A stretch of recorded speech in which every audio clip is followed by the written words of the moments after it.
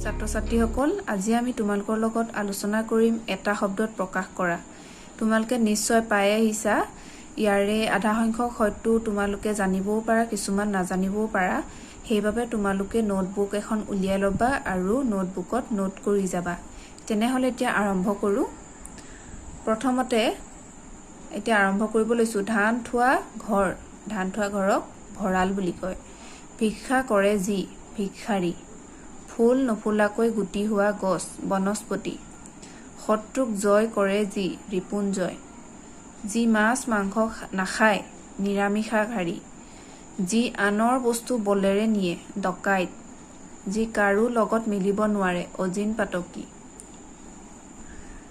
দুটা মাহৰ মাজৰ দিন, দুমাহী। ৰিপুক জয় কৰে যি, ৰিপুঞ্জয়। যি খুজি মাগি খায়, খোজনীয়া বা মগনীয়া। যি সঁচা কথা কয়, সত্যবাদী।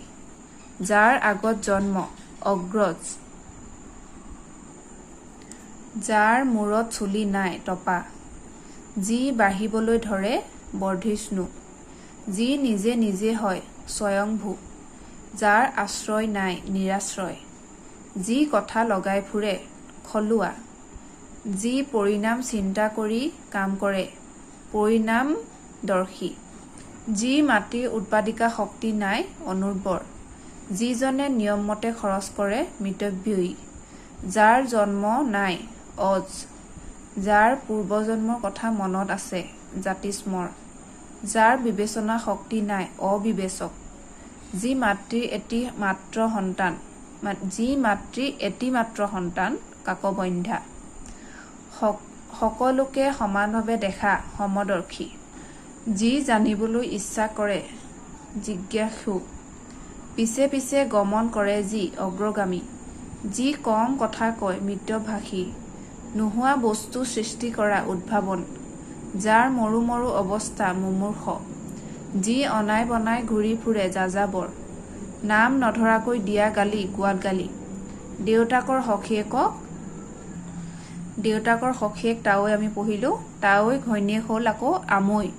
যি আনৰ অধীন নহয়, স্বাধীন। যি আনৰ অধীন, পৰাধীন। গৰু বন্ধা ঘৰ, গোহালি। যি কথাৰ অৰ্থ নাই, অৰ্থহীন বা নিৰৰ্থক। যি আনৰ ওপৰত নিৰ্ভৰ কৰে, পৰনিৰ্ভৰশীল। যি নিজৰ ওপৰত নিৰ্ভৰ কৰে, আত্মনিৰ্ভৰশীল বা স্বাৱলম্বী। যাক কল্পনা কৰিব নোৱাৰি, কল্পনাতীত। যাৰ আদি নাই, অনাদি। যাৰ অন্ত নাই, অনন্ত। যাৰ সীমা নাই, অসীম। যাক দেখা নাযায়, অদৃশ্য। যাক সহজে পোৱা যায়, সুলভ। যি গাঁৱত থাকে, গাঁৱলীয়া। বিদেশৰ পৰা অহা লোক, বিদেশী। আনৰ ভাল দেখিব নোৱাৰা, চকু চৰহা।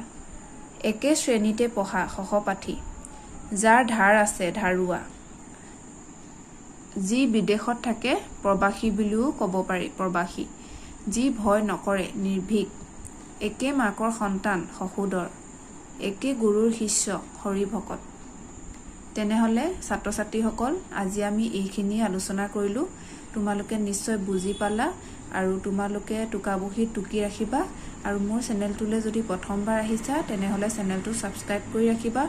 তেতিয়াহে তোমালোকে নতুন নতুন ভিডিঅ'বোৰৰ সোনকালে আপডেট পাই থাকিবা। আজিৰ ভিডিঅ'টো চোৱাৰ বাবে ধন্যবাদ থাকিল।